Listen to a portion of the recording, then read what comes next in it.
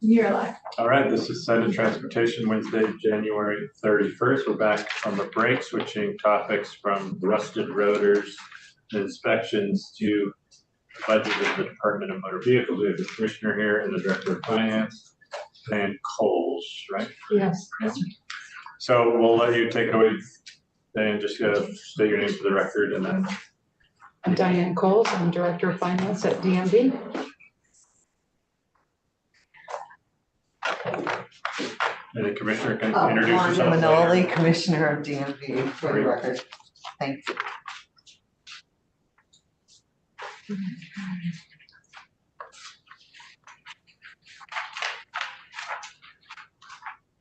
Great. Good morning. This is the overview for the Department of Motor Vehicles budget for FY25 that we've proposed. And we wanted to start with where we're actually at with FY24 in our spending. Currently, we're at 31% of the available budget. And we'll go section by section. Right now, personal services, which includes payroll, benefits, and contracts and third-party services, is residing about 35%, which is about a little bit off as far as for personal services. It's trending a little bit lower than our normal trend, and has to do with our vacancies. And as far as contracts, They're running higher. Normally 3 to 5 is normal, so you're running higher than. a little bit higher than normal. Yeah, I think our monthly average is about 30 vacancies. We're really struggling to fill people, and In all different jobs. in all different jobs. The majority is in operations, branch offices especially, and then and our call center and mail processing. And it's, we'll like our enforcement team, those we fill pretty fast. Diane may have a couple right now, but her positions fill really fast. But it's operations and and it trends. It will go from 15 to 30, but right now in positions. Yes. But that's what we are seeing. It's not uncommon for us to advertise for a position 2 to 3 times. We used to be the department, and I think some of you know this, where it was nothing to get 30 or 40 applicants for an individual to work in operations. It was a department that was really perceived as a stepping stone into state government, and we don't have that. And that's even with the increases. You have all supported. In our budget, we've done a lot around the job descriptions and increasing. It's just the reality of today's workforce. It's not unique to you. Right. And generally, we were talking to the folks at A&R, and they were saying the very specialized scientific jobs weren't the ones that were the most difficult to fill. It's more where it's general experience that there's so much competition, both inside and outside state government. Absolutely. So many of the jobs you're talking about with, would be in that competitive arena. Yeah, absolutely. Commissioner, with the increased efficiencies with a new computer system, it wouldn't be a possibility that maybe some of the positions wouldn't have to be filled? Absolutely not. I think that with the absolutely not, because what we did is processing time. There's efficiencies with the system doing things. Processing time, because we went from beginning to end, takes longer. So we've taken the individuals in the units where we no longer scan documents, for example, because that's done at the transition. We changed those job descriptions so they could come in to other pieces of the department and have the same job class, and we're investing in training in that. So no, and we've always said we're not looking. The system does not create opportunity to downsize. It creates opportunities to enhance services and better opportunities for those employees.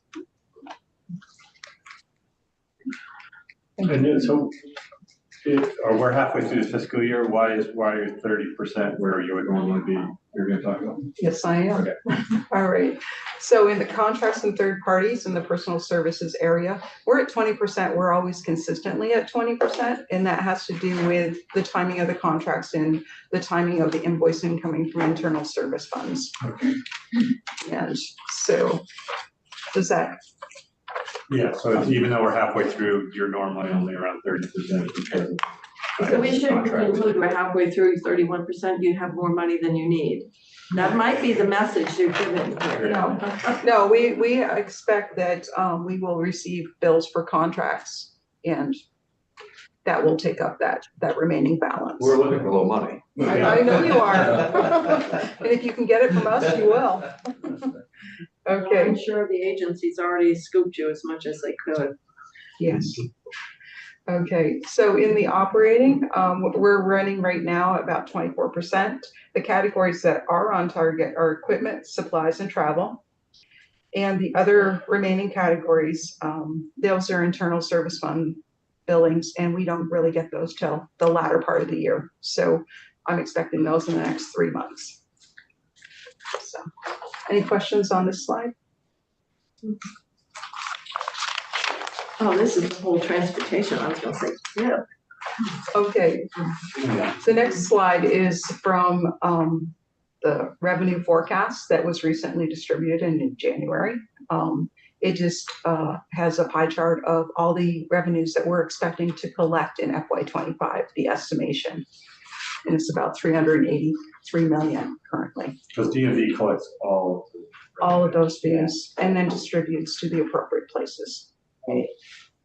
So it's the, I mean, and what's great about this chart is you see what we expect that we're gonna collect and what the distribution is.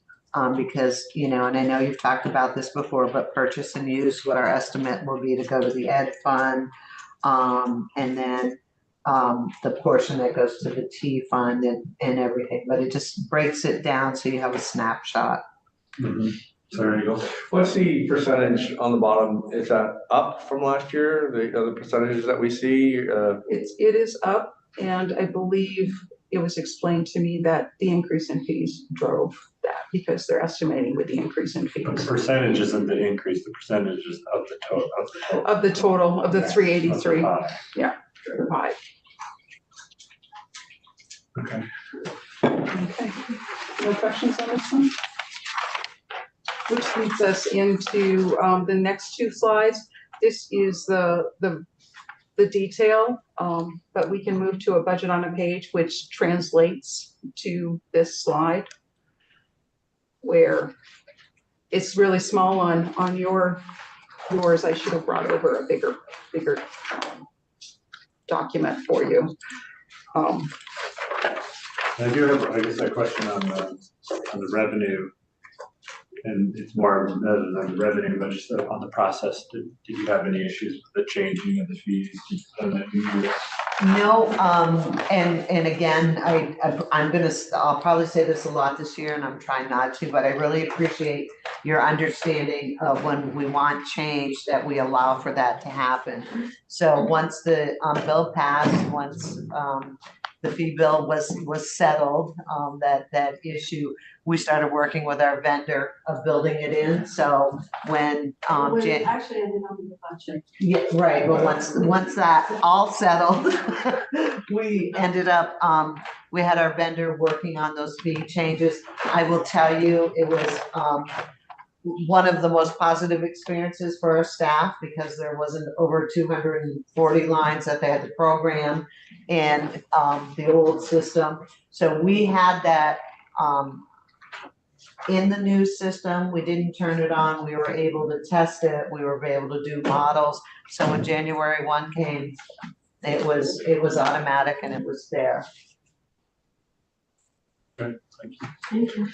We, you know, and I will, you know, some of the mail that was coming in during that transition of time, I will tell you, we just moved it through at what the fee was because we were not sending it back to people for $4 or $5. So there was that little window of transition probably for 2 weeks. We didn't hear anything, No. other than the administration. From the is governor, supportive. Yeah. And you've seen his recent press release on the plates. Yes, I received that yesterday. And Gave us a warm feeling. And again, giving us time, and it's just, we actually put out on our social media the change. We made a link available, so people who were mailing in, when you went online to do it, it was automated. It just automatically calculated it for you. So, it's the fee. Yeah. Okay, on to FY 25's recommended budget. Overall, this is a 5.2% increase over last year's budget, 2.35 million. The majority of that increase is in personal services and contracts, and that's about 2.15 million, which translates to a 6.81% increase. And it just includes personal services that are determined by Vantage, and also includes vacancy savings as a percentage of 5% of classified salaries plus the associated fringe benefits. So those are really costs that, as far as salary and fringe, that we can't control. It's determined by the Vantage system. Yes. Just for clarity, I think I know the answer to this, but fringe includes healthcare costs? Yes. I think. AOT as a whole didn't have sufficient pay act. And so that had to be accommodated. And I was just wondering, did that affect you as it relates to your pay act money that you were given? It's because of, well, you know why. Yes. So my question is, what impact did that have? And how did you make that up? How do we were able to absorb it at this point in time. Typically, we run about 3.7% of vacancy savings. This year, we bumped up to 5% total at the request of AOT to line up with the expected revenues that are For the pending. pay act, Okay, that's how you dealt with Yeah, it. that was part of that target. Yep. And if I think that all of you know this, that and you'll see it, but over 70% of our budget is personal services. The remainder is the operations to deliver the services that were required. So, and this is really the summary. I think we have a total of about 1.2 reduction in personal services, and that is the majority is through the vacancy savings of the Pay Act, and we're scheduled to absorb that within our budget as 25 goes on. And if our vacancy rates stay at what they are, we'll be able to maneuver through that. If we're fortunate to fill them all, I think we'll be looking at something different, in the spring of the next budget. exactly. As far as the contractual piece of it and the third-party services, it's a $1.57 million net increase. And that includes IT, such as for FAST, the automated testing, the Q-Flow system and the scheduling, imaging, and the other various IT system items that are involved in our operation. The other piece is third Let me party. just add to that. That's our maintenance and operation of existing contracts. And I know we had talked about that, Senator Kitchell, in the beginning, where we're going to start, are there going to be increases like with FAST? So all of our contracts, all of those services, we have M&O, we have to renew those contracts. Sometimes there's increases in those. So that's the line item where and the more we modernize, we do see that line item going up more. Yeah, it stands to go up. So these are all ongoing base costs? They're not one-times related to the systems development?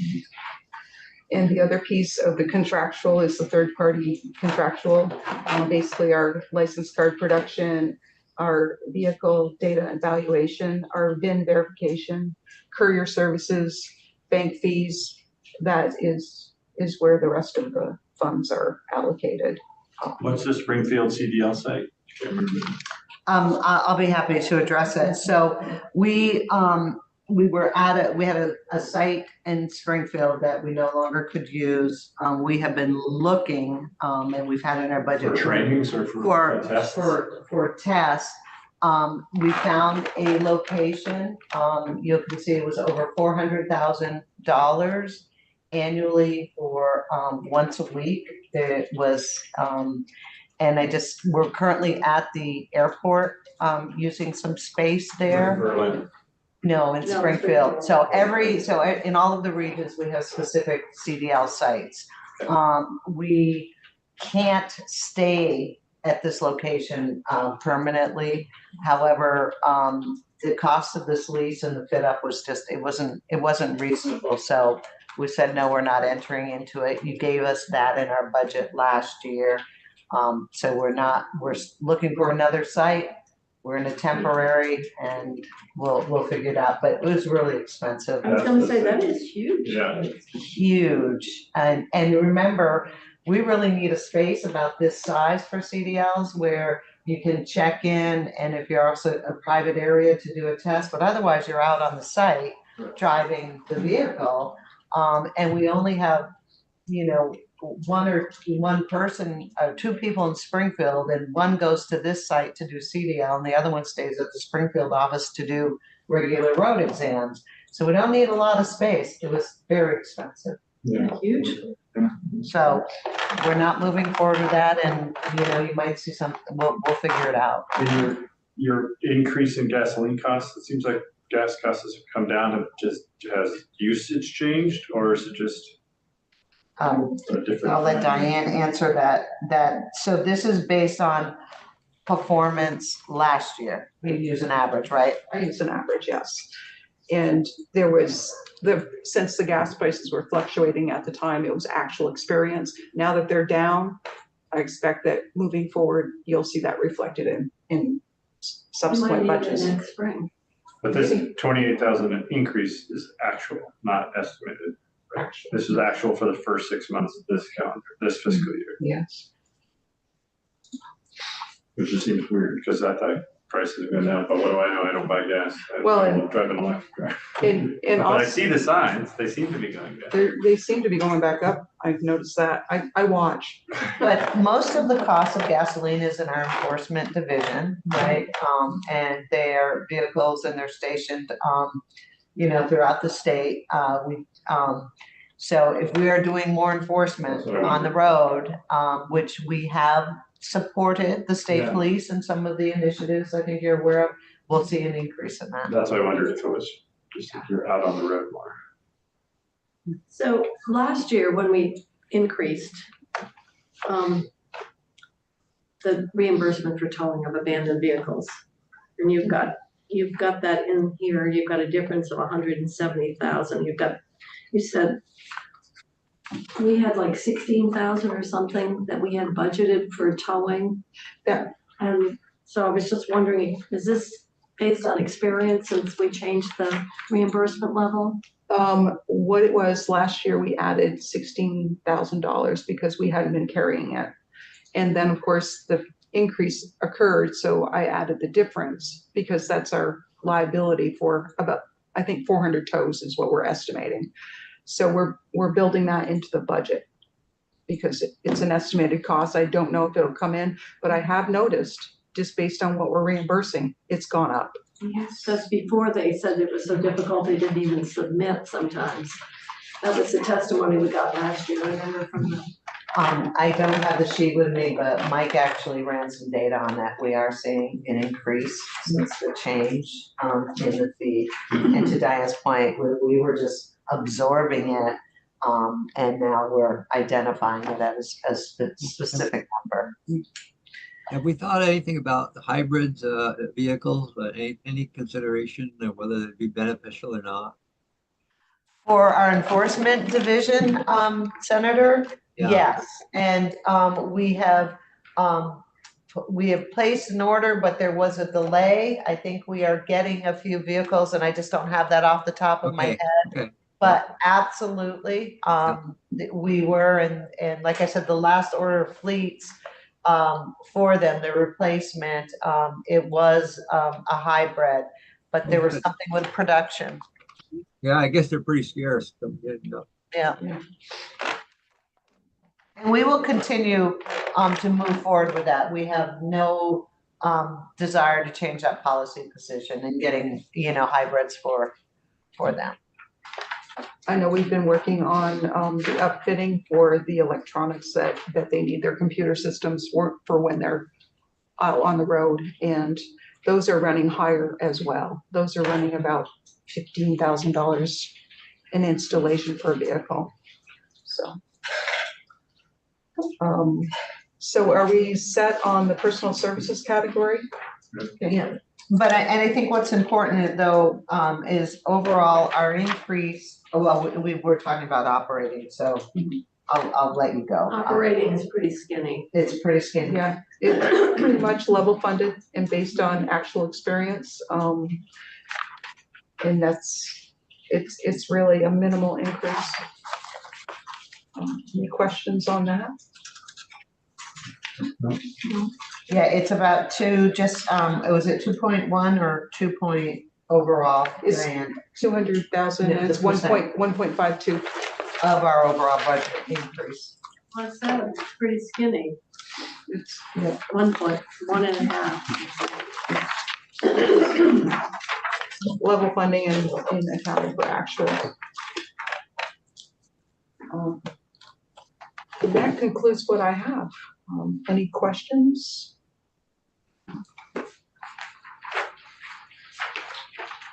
No, that's, I want to go back to your new system. You've still got more modules to bring online.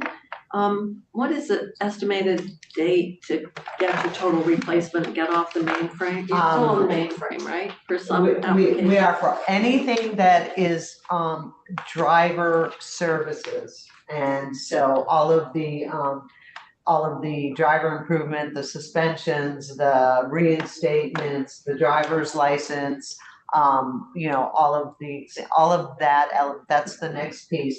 Our target is to begin March 18th of, this year. We are in the final phases of, the statement of work, which is a process we go through with ADS. And then it goes to contracting. So we are in that negotiation, finalizing that right now. I did, have, Diane bring a sheet to, talk about the budget if we need to. We have about almost $26 million that's available to us and, to do this last module. And, right now, we are comfortable with the statement of work and where that is. Our staff have, had some really positive experiences. I've also used AMBA to send staff to other states that have implemented this so they can learn from their peers. And, they have come back with, can't we add this? Could we add this? Do you know Pennsylvania's doing this? Maryland's doing this? Because, and they get excited. So With the same vendor though. with the same vendor, right, but they added different elements. So that's the piece that we're saying, we're looking at, what are the benefits of adding this? Is there a cost savings? Does another contract go away? So we're finishing that analysis, because there could be a potential increase, but I'm trying to see if we can bring those enhancements within this module by a shift of dollars of getting rid of one contract to another, and we haven't finalized that. But we're excited. I mean, the team is ready to go.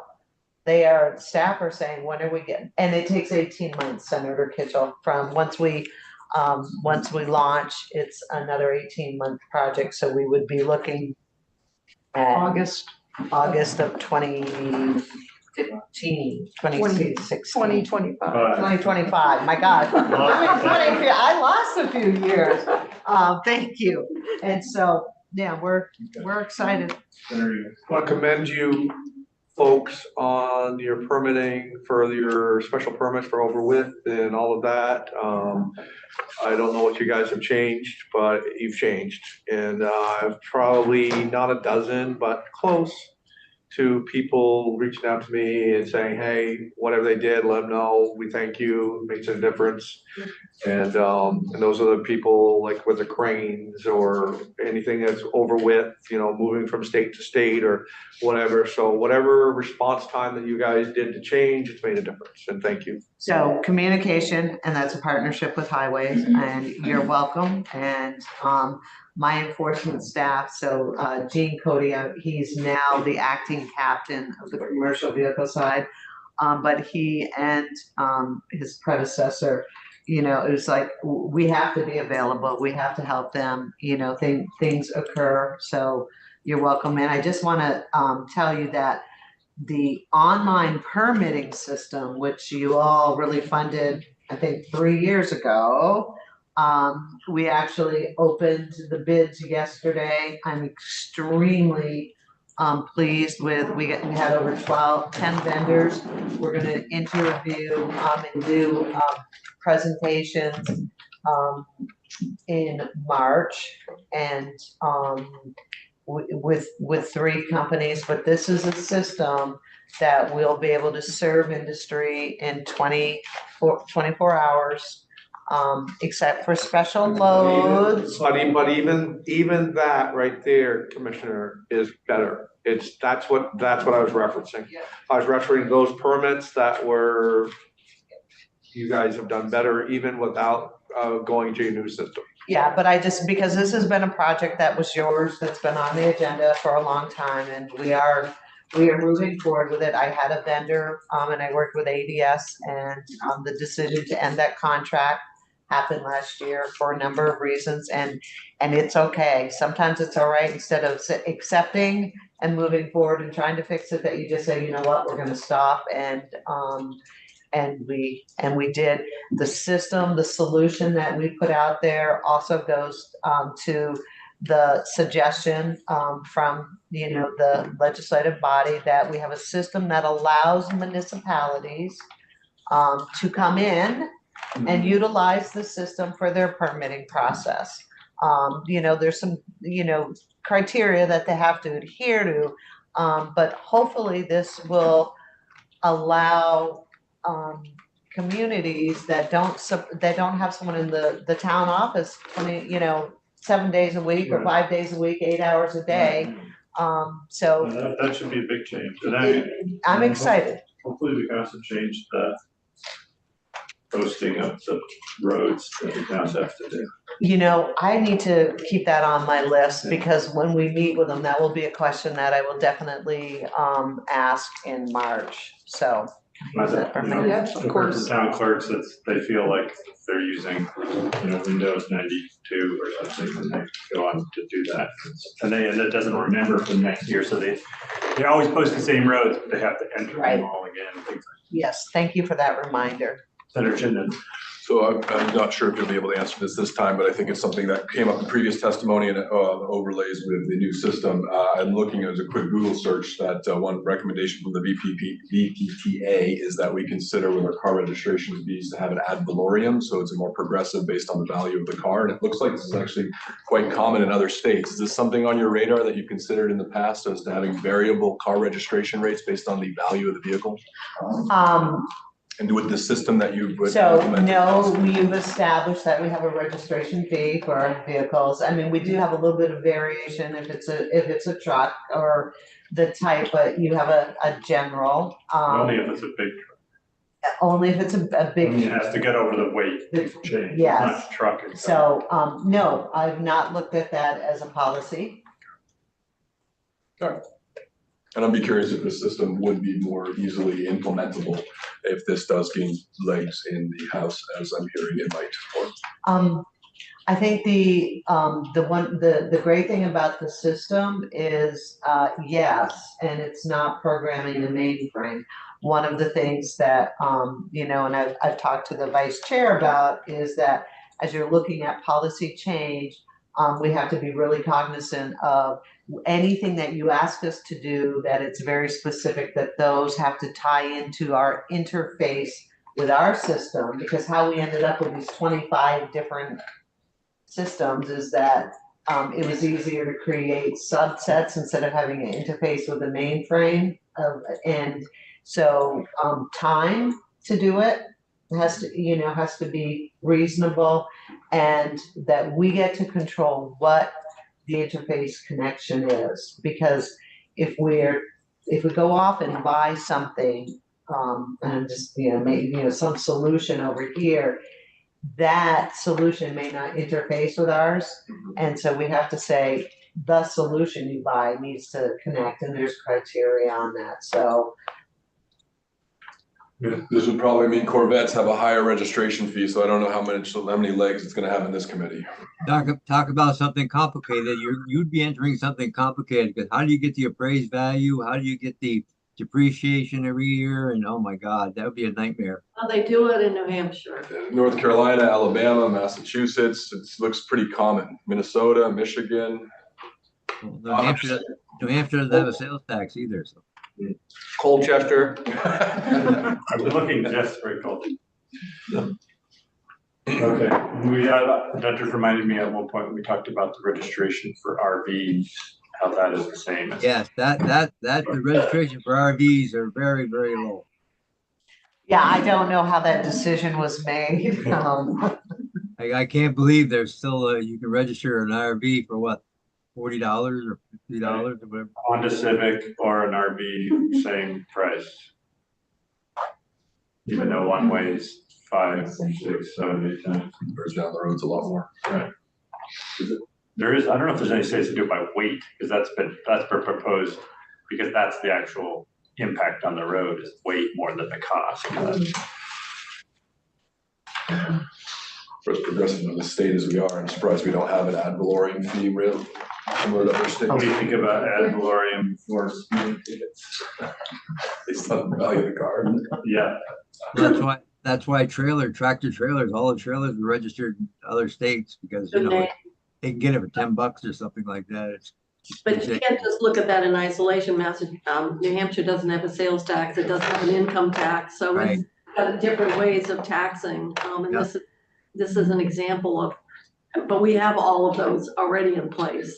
So that's what finance and Ways and Means get to weigh out. What is that overall tax obligation? Yeah, what's the And of course, burden? the other thing is the public transit wanted to have that as a dedicated revenue source. And the minute you start, everybody wants to have a dedicated revenue source, and then you end up notwithstanding, or so all the other revenues go into the T fund to be weighed. I definitely concede your point that we have to look at it in totality. It just struck me that right now you register a 20-year-old Chevrolet Cavalier, it's gonna cost you $205, as opposed to if you register a $80,000 Tesla, it's gonna cost you $200. It seems like other states have seen that as somewhat, I don't know, imbalanced, and that those that can afford a more expensive car can afford to, as a more progressive fee But structure. then we're moving more from a user fee to a different kind of revenue generating, because one would assume your Mustang is worth a lot more than my 2010 Honda Civic covered with surface rust. And On the rotors. Yeah, how the road is. I got inspected. So, I mean, the road usage and the need for the transportation is the same as, yes, Finland has, I'm just confirming, but that based on your income, your speeding ticket is based on your income, so. a Because progressive. if you're very wealthy and you're just getting $100 ticket for driving your Corvette 100 miles an hour, and it's like, how'd you have the points, that wouldn't be a problem. UVM charges you parking as a percentage of your salary, so you make more, you pay more for the same parking spot. All right. Oh, But really? not for the students. They just give them tickets. No, they just give, I got a ticket the other day. Yeah, I was at UVM for 11 years, and yes, zone 1 parking is long, but you gotta pay. It's worth it, but It's worth everybody. Yeah, we should do that. Legislators. What? pay for parking, and then you pay more the closer you are, and then I think you should also, for people who carpool, you should get, a preference too. There used to They be used dedicated to. parking. I don't know, yeah, I don't know if it's happening. But interesting, when they put up the carpool spots, they weren't the closest spots. It's like you were almost penalized. Yeah, they were, for a long time, they were down by the Arts Council, I know in Montpelier, I don't know where they are now. Or some. I'm intrigued by the ad valorem fee. It gives us a chance to say ad Fee that valorem. you're intrigued with, I'm shocked. Seems fair. Seems worth looking. Other states, red states, blue states have done. I'll be taxed. I like the In idea. addition to a registration? Yeah, part of the, This is our base fee. It's how the registration is calculated. How many electric vehicles are registered in Vermont now? You have any idea, Wanda? I actually do. We're at about 8,000. Wow. I know that's a little bit different. I think you guys were hearing around 5 or 6, Yeah, but yeah. it's because of how we run the report. We haven't run the new report, but I do know it's about 8,000. Yeah, hybrid is listed under a different category. Hi. No, so hybrid is separate and Separate, yeah, and I'm just not recalling the number. I just looked at this Okay, last yeah. week. So total EVs is 8,000, Full EVs, we're at and then the 8,000 plug-in right hybrid now. is, I want to say it's around 10, but I could be. Is No, what- the places to plug in are being installed as we talk? I mean, I know we talked about many of them so many miles apart. Is that being done or? I know the initiative with the Agency of Transportation, they're doing that. And I can tell you, as just someone who walks the different complexes, I mean, I just walked up Governor Aiken Avenue. I was so impressed with how many you've added there. So it's, are they level 2 or 3? Level 2. I can share with you, it's much more obvious. You were seeing them more and more. We're still not seeing them at too many gas stations. So. Well, that's what I thought they were going to install statewide every so many miles or so. Yeah, From Alexa. they're working on it. We have a lot of federal money to do that. Yeah, but it's definitely it's becoming visually more apparent Good. what it Good. was. Yep. Okay. Last question. My oldest is taking her driver's test in a couple of weeks. You put in a good word for her. Well, let's see, which office? Tell it in South Burlington. Yeah, it's a really good team there. So make sure she breathes and doesn't become, the biggest reason why they fail is they're nervous. Yeah. Everything that they learned, and if they had, good family members or friends teaching them how to drive and they paid attention in class, they do well. It's their nerves. It is absolutely their nerves. And you have to realize they've been driving for a year. But I have a question for you on that. We have a bill in here about changing who needs to take the class. So right now, once you become 18, it's hard to take a class. You just take the test. It yeah, requires but forever education, doesn't it? so when you're 18, you're not required to. This would make you have to take the test, or the class. Because it said that our statistics shows that the crashes used to be in that 16 to 18, but we've done a good job of educating them, the premise of the bill is that more and more people are like, well, saving the money, or the schools are full, and so I'm just gonna wait till I'm 18, where I can just take the test. I don't have to actually have any class. What's that bill number? I'll look at the bill, but I'm really curious on how many new licenses that credentials were issuing at 18. Yeah.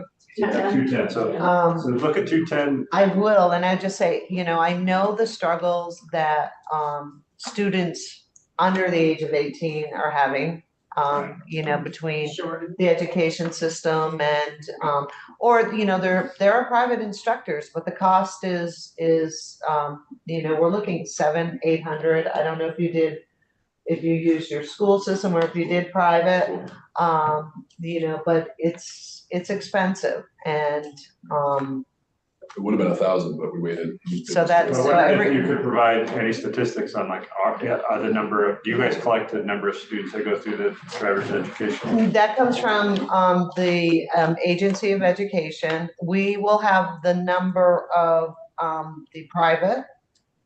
And I know that's in our bigger budget, you know, that's part of our stats.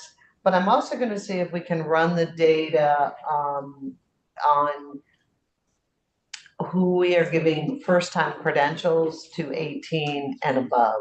I'll see if we can Because see what that is. remember the bill sponsors run through, I think they said that we're giving more licenses to the 18 and 20-year-olds than we used to, and also that there's more accidents because they're not getting that training that they used to. I can't draw that conclusion because I'm not aware that we've ever run that data. I do know the age, right, I know we can look, right, we need to do the comparison of that age to the crash data. Yeah, Yeah, that would be great if you Yeah. could look at that. absolutely. But then you've still got the problem then of the inadequate supply, even if you require. Right, and where are they A gonna go? driver ed, where are you gonna? Right, and where can they afford, is that a cost that a lot of, that we'd be forcing people to bear? And then, do you remember this issue about training the trainers? That So- we talked about last year? We talked about it last year and we talked about the credential requirements on the private instructors Right. that I certify. And we did create some different opportunities there. And I'm just trying to remember the specifics because our guideline was aligning it with the college accreditations that have to occur on the education side. And so we did make some modifications there to make it easier. So I will let you know how many Well, there was new. some, yeah, it'd be good to know. Well, there was some concern that all the instructors were just taking an online course from New Hampshire. And because we no longer had We don't have a college that's. Yeah. so the instructors had never done any on-the-road training.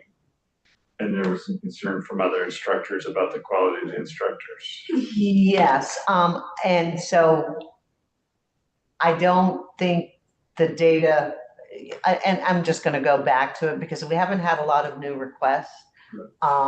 And part of it is your recertification, so you may have before, but we don't have everyone coming to us saying, hey, I wanna start this business.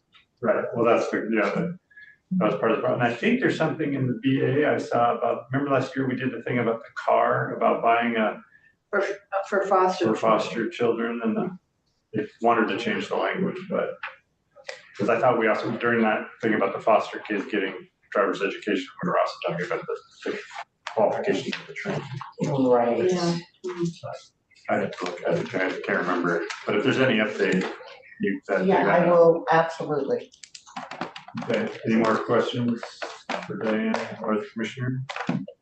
Okay, Thank you, thank you. thank you. So we can also hear some more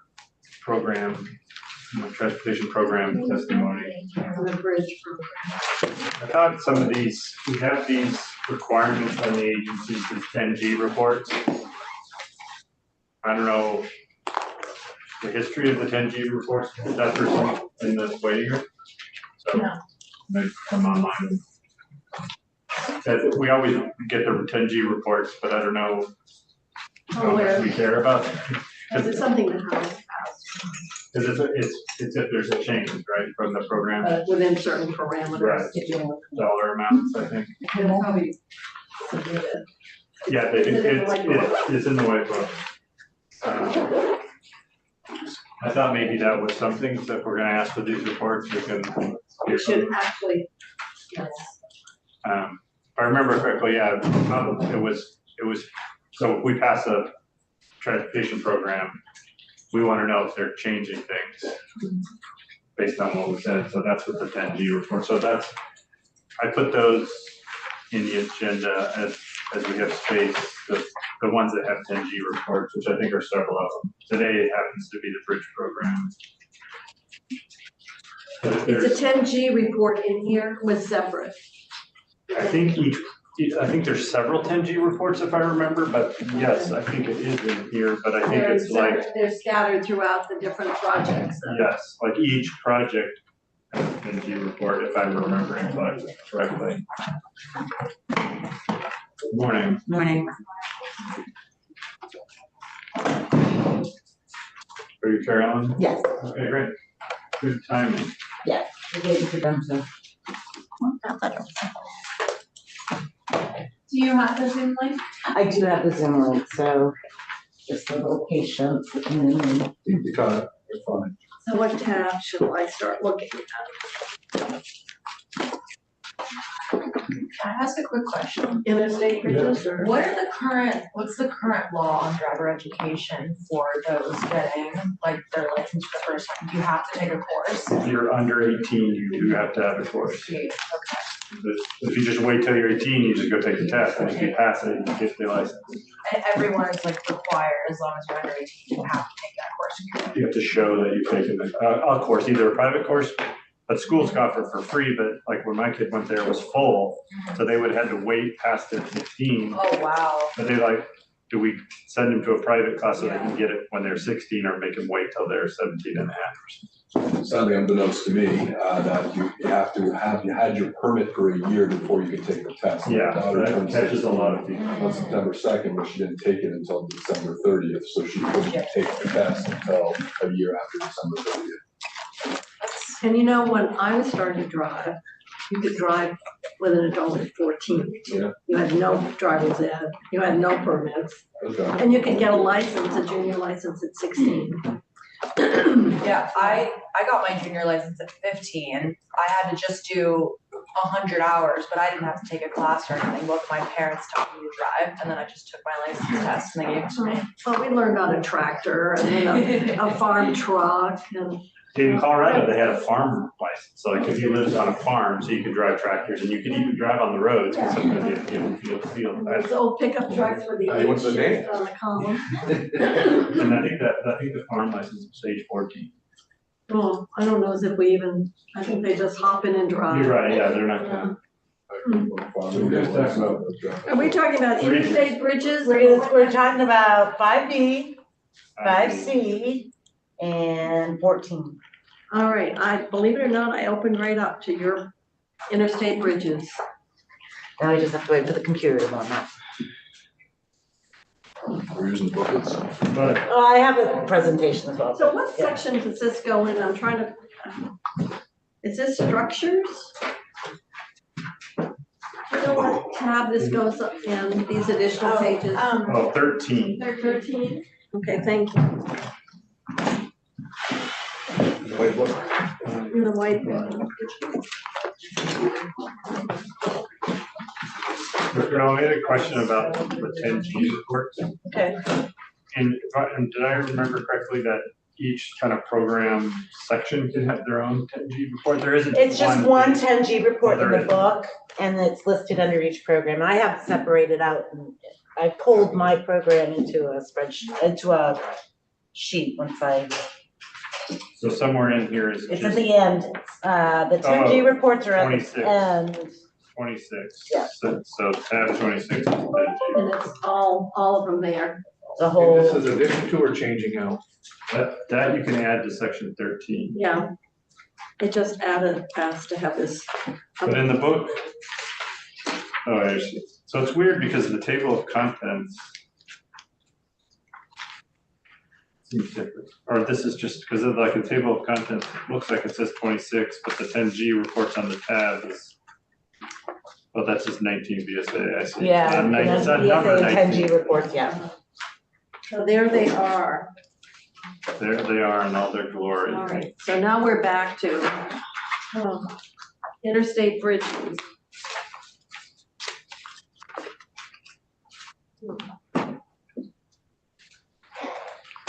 Right here, 5B. And are you gonna talk about, so these bridges, these 10G things just talk about when things are added. Added, completed, and the ones that are over $8 million or some percentage, and from FY '24 to FY '25. But that doesn't provide the details or maybe No, and I have comments about why in my presentation, more than 8 million or 100%. yeah. I get it. So for the smaller projects. I'm connecting to the Zoom. That's yours. And I assume your presentation is on our website.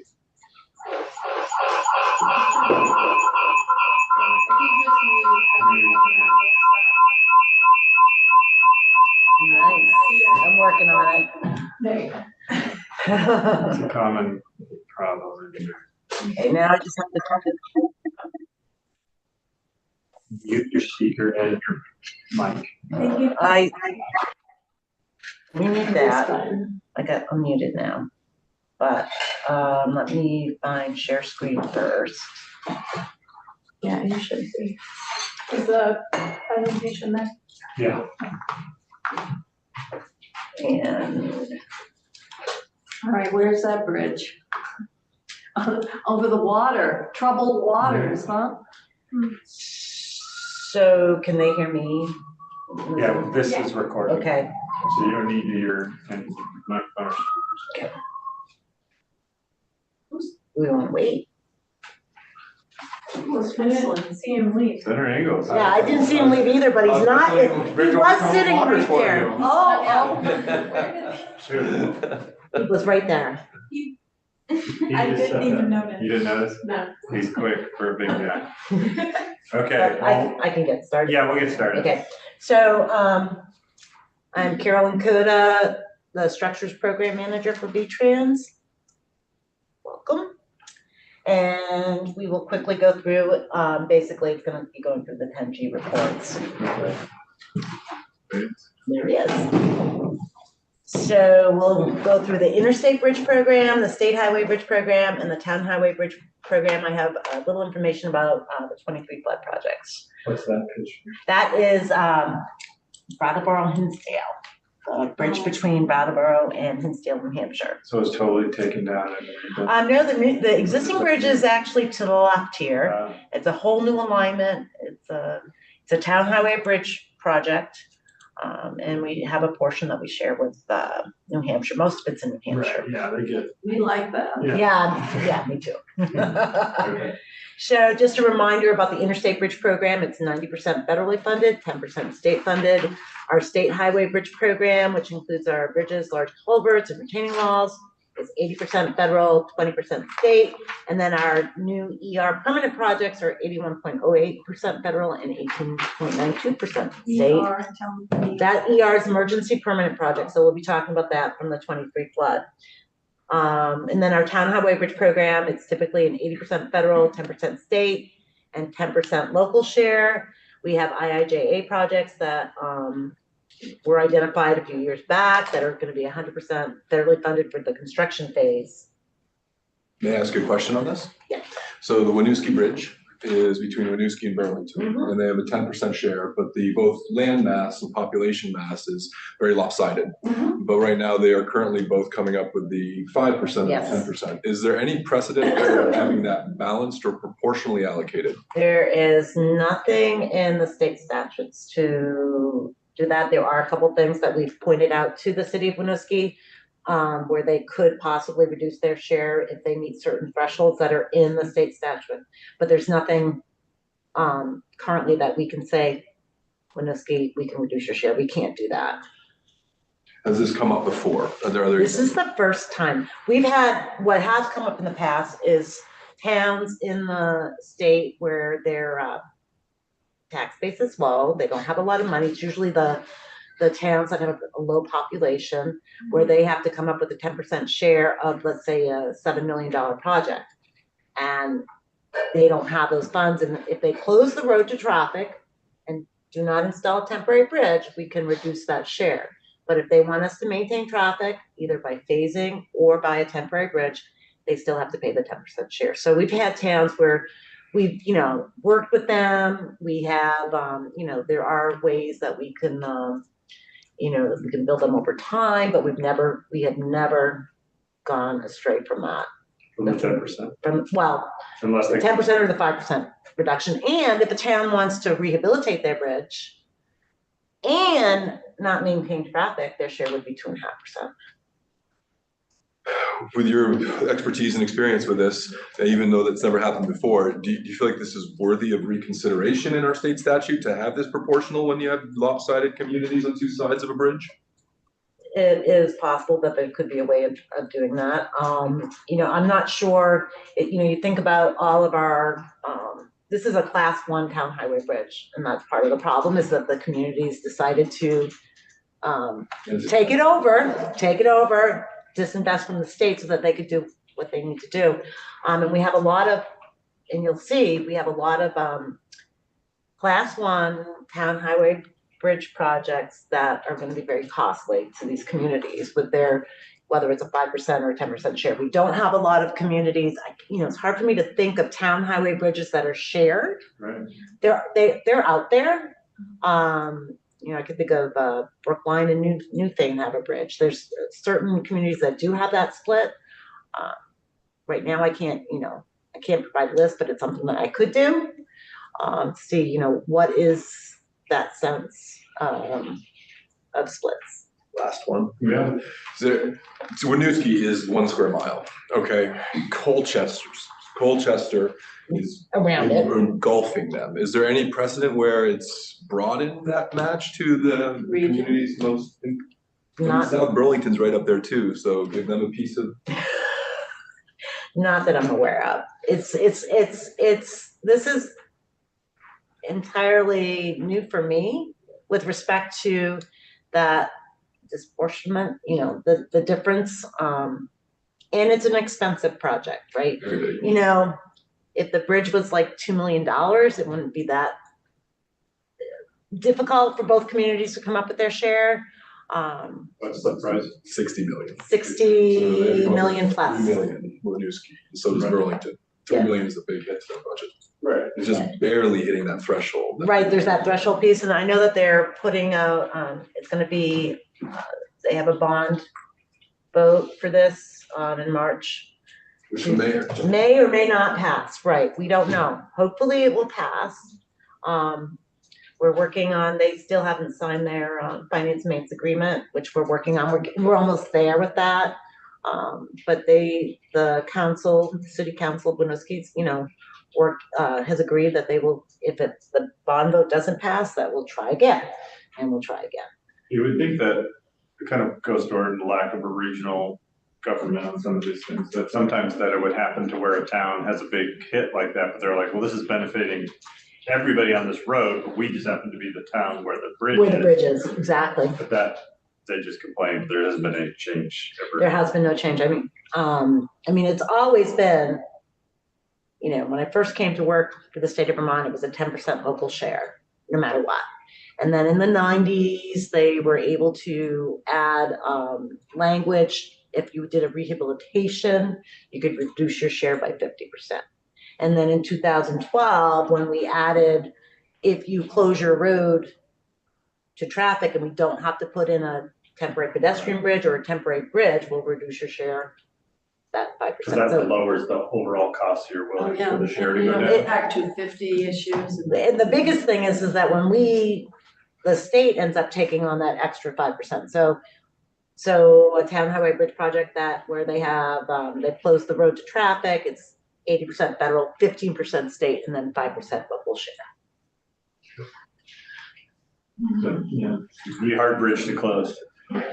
We are closing it, but we're maintaining temporary bridge. We're putting in a temporary pedestrian bridge because what we cannot do is we need to make sure that the pedestrians and the bicyclists and have access, and possibly it could be, you know, we're still in the planning stages of this project, but there are a lot of components to this project. This is a big project, and this is the project where we have a RAISE grant, which means that we have $24 million of federal fund grant that will be offsetting. There's still the local communities still have a share as part of that grant. That's still the share of the total project cost, but from a federal standpoint, we have federal dollars that are grant portion. This seems like a bridge that you would like to put a toll camera on, because then the town would get anybody crossing it, not just, the cost would be borne by the users, not by the taxpayers. I'm not against use-based assessment, but to your point, I understand there are measures of where the origination traffic is. And again, to my good friend from Colchester, a vast majority of the traffic is Colchester originated to Burlington and back and forth. So the fact that it's in the smallest municipality, most dense one, Winooski, it just seems disproportionate and unfair. They have to do half of this. We spend all our money in Burlington, Colchester, so you got the economy. Right, but now Winooski, you need to spend it in Winooski. There you go. Okay, so we've delayed you from your. Okay. So, in my program budget for FY '25, I have we're proposing $165 million for bridges. 155 projects are funded. We have 22 emergency projects, which are the 22 emergency permanent projects. We'll talk about that later. 57 projects funded for construction, and it's an increase of 20 million from the previous budget. Where's this bridge at? That bridge is done. I don't even have any information. I just wanted to show you that bridge open. Oh, that's I know you. Colchester. That's a Colchester. That's North Hero Grand Isle. Oh, You guys have been looking at that one for years, and it's Yeah, done. Actually, I saw it this summer in operation. Yeah. I was there, Yep. waiting for the bridge to To go open. back Yeah, down. so- So it does work. It does work. Yeah, Let's I hope just it works thought for I'd 100 years. Drawbridge in the state, right? Not the cheapest bridge, so. No, actually Colchester, the Burlington Winooski project is less expensive than the Drawbridge, just FYI. So anyway, so just to see our trends over the past since 2008, you can see here's 25. Our interstate program is in blue. That's slightly higher.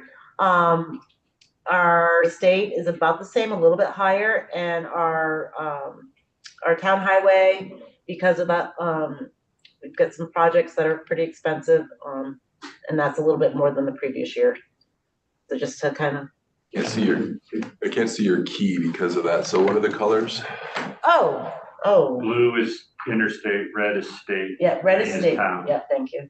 Okay. I'm sorry. No worries. Not backwards here. Okay, so we'll start with tab 5B, which is the Interstate Bridge Program. It's a $55.5 million program. 26 projects are funded, 8 projects funded for construction, and one is on the Vermont-New Hampshire border on I-89. And then we've got 10 bridge maintenance and preservation projects. So our spending is increased about $5 million. We have a big project on Royalton that will start construction in the next couple months. It's bridges 26 north and southbound at exit 3. It's a huge project. The total cost for that project is over $30 million. And you can see that we'll be spending close to $9 million in FY '25. It's spread out over 4 years. Can I ask a question? If there's 26 projects, but 8 of them are construction and 10 of them are maintenance, what are the others? Design. So, for future years. Yeah, for future years. Yep, exactly. Future fiscal years. So we have in Westminster, we're hopefully going to be, that's another interstate project that got $9 million in '25. In Richmond, the US 2 over I-89, that's a big bridge project. I'm assuming people have seen that. That's under construction. It says on US Route 2, so it's on the bridge's Route 2, not on the interstate. Right, but anything whether it's a town highway bridge or a state bridge that was built as part of the interstate, when the interstate was built, it's part of the interstate program. Okay. Because that bridge has to be there because the interstate went through. Yeah. Yeah. Is that by Conant's farm? Nope, it's by the fire station in Richmond. You can, Oh, so if you drive on 89 heading towards Burlington, you'll see it under construction. It's big. It's a big bridge. We are proposing a CMGC CMGC project in Springfield. It's gonna be 5 bridges and redoing the interstate, the interchange there. It's a very large project and, we're still kind of in the design phase. My mouse is very sensitive. And then we've got some large culverts that we're working on. And then, like I said, the Lebanon, New Hampshire, Hartford Bridge project. So this is the Richmond Bridge I was just talking about real quickly. That's over the interstate. The pier is now built, as you can see here. So we'll talk about the 10G new project. So one of the things with the interstate program this year is we have a bunch of projects. We call them BM projects. These are bridge maintenance projects. These are very typically they range anywhere from a couple $100,000 up to $1 million. Some are more than that, but these are just maintenance projects on the interstate, and that's really what the program is for FY25. It's mostly maintenance projects. We haven't really added any new interstate bridge projects. The Fairleigh project, seen right here, is part of the existing Fairleigh St. Johnsbury Bridge project. This particular deck was so bad that we decided not to rehab it, that we're going to replace the deck, so we pulled it out, and it is its own project that will be built this summer. And so the 10G reports are anything in the book, so not necessarily anything that was meant for construction in the fiscal year, but just The new projects are like new projects that are right in the book. So we just program them, let's say, we program them in fiscal year 24, so they didn't show up in the 24 budget. First time added to the book. First time added to the book. Exactly. This makes it easy. Supposedly, the reason for this is to make it easier for us to find the new projects, because otherwise they get kind of lost in the book. They get lost in the book. There's a lot of information in the book. Yeah. So our 10G expanded cost are, we have two projects that showed up as being either greater than 8 million or 100% of them. One of them was Colchester, which is exit 17, the bridge to the islands. We're very happy. We had it was bid opening last Friday, and it came in at about what our estimate was. It actually came in under. Our estimate was $30 million for this project because it's a brand new bridge over the interstate. Plus, they're redoing the interchange there because there's a lot of backup on the interstate at that exit, and they're redoing the signals there. So there was an increase in about $10 million, and that increase was due to, reflecting our current prices for materials and labor, updating those estimates. And is inflation linear costs? I think we got a report like during the secretary's run through, but do you have a general percentage for budget increase costs? It's too hard. It's too hard for me. I don't want to say anything specifically, but it has increased. Inflation has a big part to do with why our costs are higher. For cost overruns this year than we've seen in your many years of doing this? Because that would show. This is only my second year, so I don't have a lot. I think it's pretty typical. We're trying to be more proactive with our estimates. The auditor was. With the payment program, I understand, and we are in the process. We're going to be hiring an employee who's going to be like an estimator for the Project Delivery Bureau, working with the structures program, the roadway program, even from that program, so that we can really get better estimates, portray them. Because we do add, problem is we put a project on the program in 25.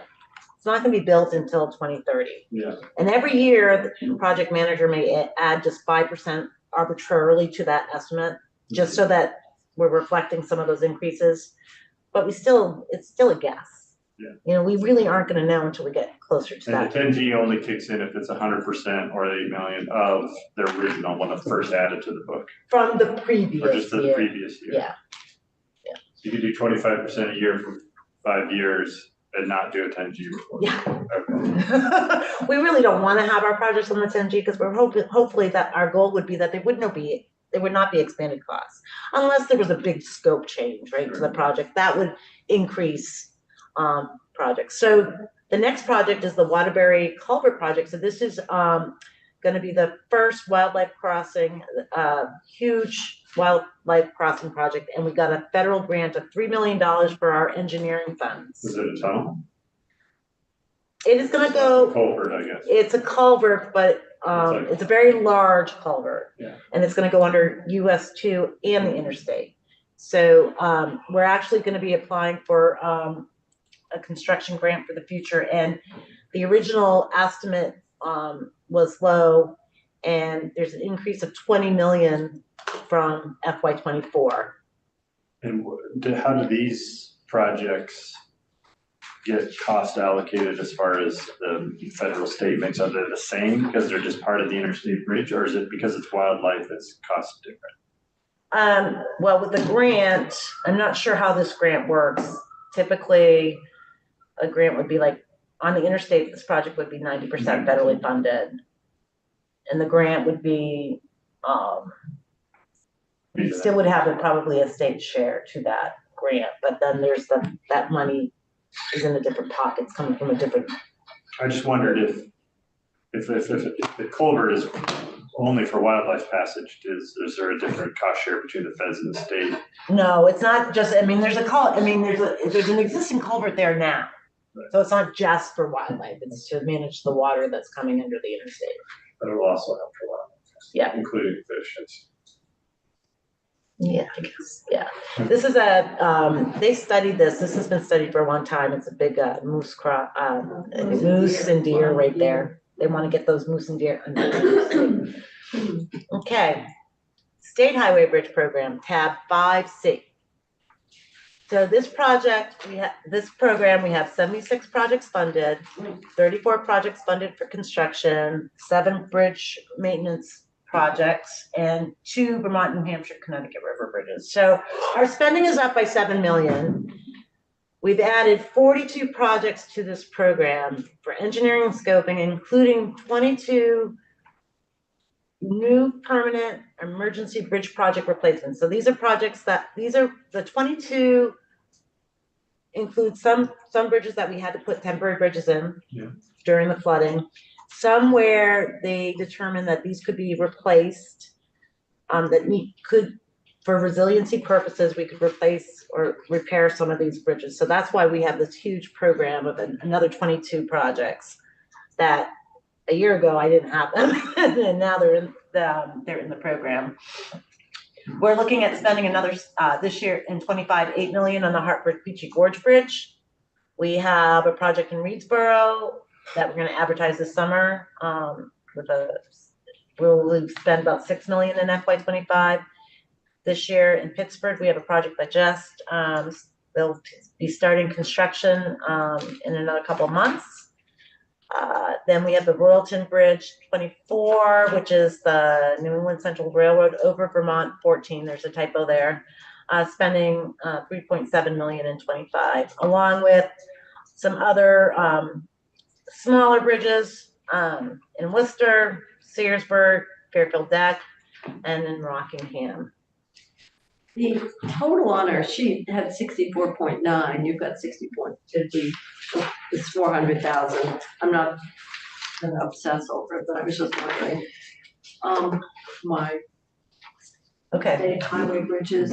On tab 5C. Yeah. 64,915, and I think I probably said. Doesn't matter. I'm just wondering where the other 400,000. Free money. Oh. I'm looking for that number. Oh, don't worry. 4 or 5 on top. Oh, okay. Rounding. It could be rounding, yeah. I don't see it on my screen. I have to look on. Okay. Let's see. But yeah, you wouldn't normally round. Okay. So 400,000. Yep. Oh. Then we've got just one state project, the Hartford-Peachy Gorge Bridge project right there. It's total replacement? No, it's a rehabilitation, yeah. So let's talk about the new projects in the State Highway Bridge Program. So one thing I want to note is that in the previous fiscal years, we had what was called the Southwest Culvert Project, which included 5 or 6 culverts under one project name. We've scoped them, we know what we're doing, and now we created new project names for them, such as Bridgewater Culvert, Sunderland Culvert. So they're new projects in the sense that they have new names, they're in the program, but they were in the program before, but under a bundled type thing. We have some BM projects, those are some maintenance projects. And then we get into all these projects that say Washington ER P23. All these ER P23 are these new ER replacement bridge projects. Right, there's 3 in my town alone, And that is, where's that? Marshfield. Marshfield. Those are Those town that's highways. town, not Those are state. town, yep. And so I keep on going, 10G, all these 22 ER P23. So completed projects for from last year, we had some maintenance projects that were completed, couple replacements of bridges in Killington, Ludlow, North Hero, Grand Isle, some deck jobs. These are in the 10G report. They're in the 10G report as completed projects. So in other words, they are. You have to do all completed projects. Or are they just because they hit the cost overrun? Nope, the completed projects are, they're constructed, they're done. So part of the. So they 10G should be, report- so they should be like not in necessarily the 25 budget. There may be a little bit of money in the 25 budget to close out the project. The 10G report requires you to include anything new, anything over budget parameters, and also anything that you're taking out. Yeah. And then the reason why you're taking it out, but even. The reason typically the reason why we take them out is because they were built. Just done. But sometimes we take out a project because Is that kind of reporting onerous on you guys, or just matter because it's kind of an automatic? Somebody in the house wanted. yeah, I don't know much about how these 10G reports. I know that 20 years ago they didn't exist. I'm sure Right. it's It something. seems like telling us which ones you've done. Okay. Is it important is what you're trying to understand. One thing, like for instance, this Ludlow project, the replacement of Bridge 102 and Vermont 100, it's a completed project, but it was a project that was a bridge that was totally, it was a project we had, and then it got really damaged in the flood. Mhm. So because we had plans, we were able to put that out as an emergency project and got it replaced. So I'm gonna close that project out, but the construction cost won't be affiliated with that necessarily. So there's some projects that we close because we're not gonna do them after the fact. Jane, do you have cabins? No, Okay. Andy does. Okay. No talk about doing, no talk about doing anything with that bridge, that all those plugs right there by the recreation field and all that, nothing to make that bigger or anything? culvert? Yeah, I mean, they made it, I mean, when they did it, they call it the mother of all culverts. yeah. It's pretty big. The problem with the damage from the flood was all the trees. Yeah, the problem is when it comes down and it And plugs it again, like it's apt to, cause it comes down off that wilderness Yeah. hill. And they said they were pulling the trees out as fast as, they pulled one tree off and then 2 trees would go to Washington, fill it up. And it just goes right downtown. So I haven't heard about an engineering solution. There might be, but yeah, it would be something culvert about that. project. So yeah, they're talking about what do we do upstream for there to like prevent an uphill from preventing some of these trees from coming. That's just wilderness area from there all the way to Route 2. Yeah, so it's tough. Okay. Okay.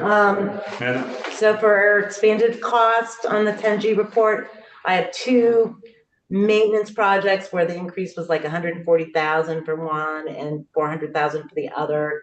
Not too significant. They were just maintenance projects. But the 10 millions. Oh, so the Hartford Queechy Court, yeah, that one is 10 million. Yeah. That one is significant, and that's a project where we advertised it twice. Got 1 bidder. They both were, the first estimate was, first time we advertised, it was like 10 million over, 12 million over our estimate. we readjusted, we made some changes.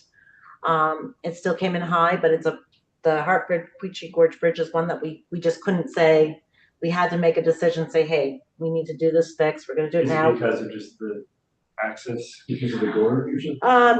I think that we don't have a lot of contractors in the southern part of the state and on the western part of the state. It's a huge project. The contractor that actually was awarded, it's Harrison and Burroughs, they're out of New York. They bid on it both times, something they really wanted to do. Access is very expensive. It costs a lot of money to get underneath that. The town of Woodstock, really didn't, the first time we advertised, they wanted, Is it no Woodstock? equipment. It's Queechee, but it's, near Woodstock. So Queechee, they didn't want, construction during, fall foliage. So that restricted us, as to how long the contractor could be there. But we made some changes and said, hey, in order to get a good price, we gotta allow the contractor more time to do this work. And that means that they're gonna have to maintain one lane of traffic, because that's the issue, is traffic's gonna be a little Yeah, crazy. Also, we extended the project, added a little bit more time to the and project. it's kind of a tough detour. It's a tough detour, it's a tough site. And there's really no way around. That's Route It's just a 4. long- It's Route 4, yeah. So, Pedestrian aspect too, isn't there? Like, yeah. Yeah.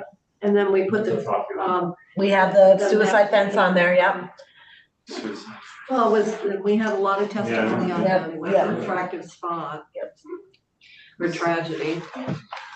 So, finally, tab 14, our town highway bridge program, it's about 45 million, 53 projects funded, 15 funded for construction, and then we have the Vermont, New Hampshire, Connecticut River Bridge funded for construction, which is the Brattleboro Hinsdale.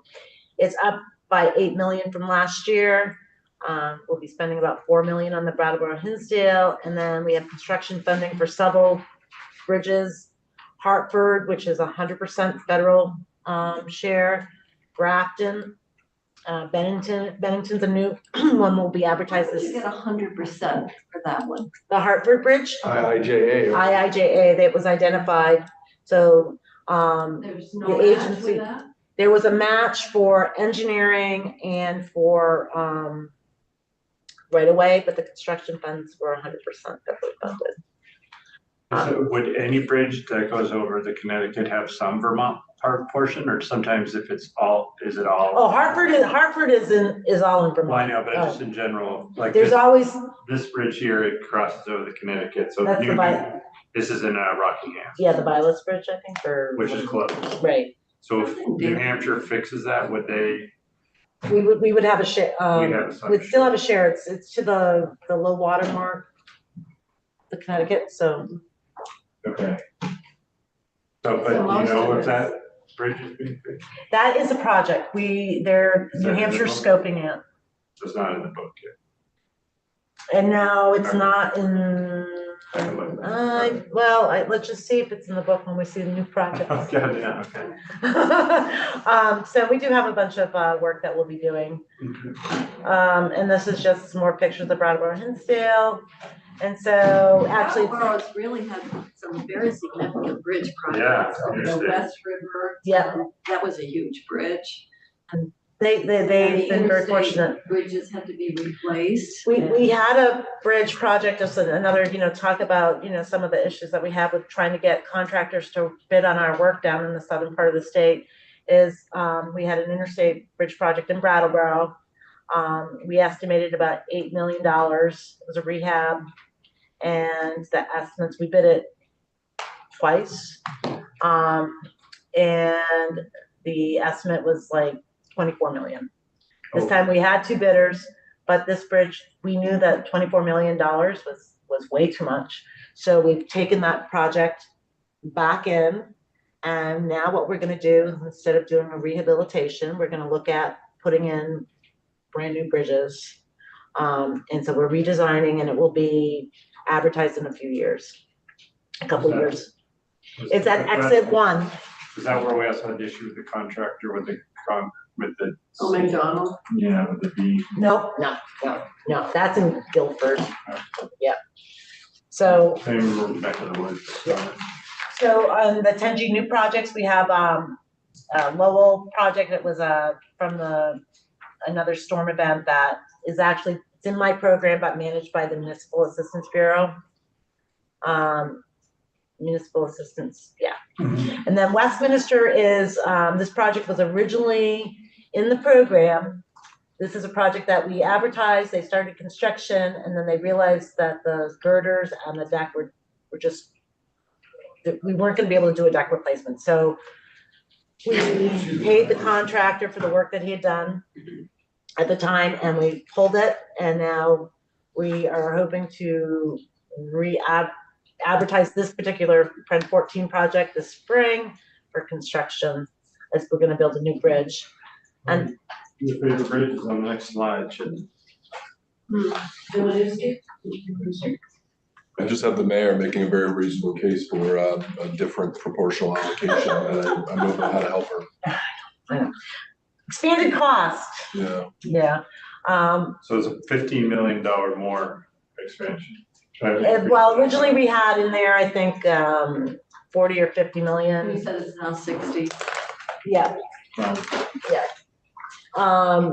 So for expanded costs, the Brattleboro BF 2028 project, another bridge in Brattleboro on Route 9, that increases in 7 million, and that's because we had a better refined estimate. Burlington Winooski, we've got, now that we have a design team on board, since the last time we presented the budget, we've got a better idea of cost, and that's why it's increased so This much. is what made me think of cabinet. And Pulteney Wow. is a rehabilitation of a truss, which is showing it's the same thing, more refined construction estimate. That's So it. these town highway bridge expanded costs have a different trigger, B10G, Nope, it's the same trigger. 100% or 8 million? Yep. So why would the Burlington Winooski be? Because we initially, the estimate was, it's gonna look in the book, I think it was like 30 and then 30 or 40 million, Yeah. and now it's 60. Oh, so it is 8 million, yeah. Yeah, I was just doing the percentage part. yeah, it's not the percentage, it's the 8 million. Yeah, It really needs to be replaced. I mean, the bridge is corroded, it's falling apart. it, the sidewalks and the railing, and, you know, we've had already 2 public meetings. We're meeting, with the Bike and Pet Council of Burlington on Monday. There's a lot of controversy over, you know, what should that, shared use path on the bridge look like? So we've been trying to come up with different scenarios and, try and. Do the emergency bridges have to be added to the 10G report, or are they different? They were added in the state program. I'm not sure. So like all the town bridges for the floods, like that are temporary now and will have to be replaced at some point because they're temporary, won't be in here? It depends on how that is being worked through the town, where they're getting those funds. I don't have any of Because that it could just be a information. town project and It'd then. just be a town project.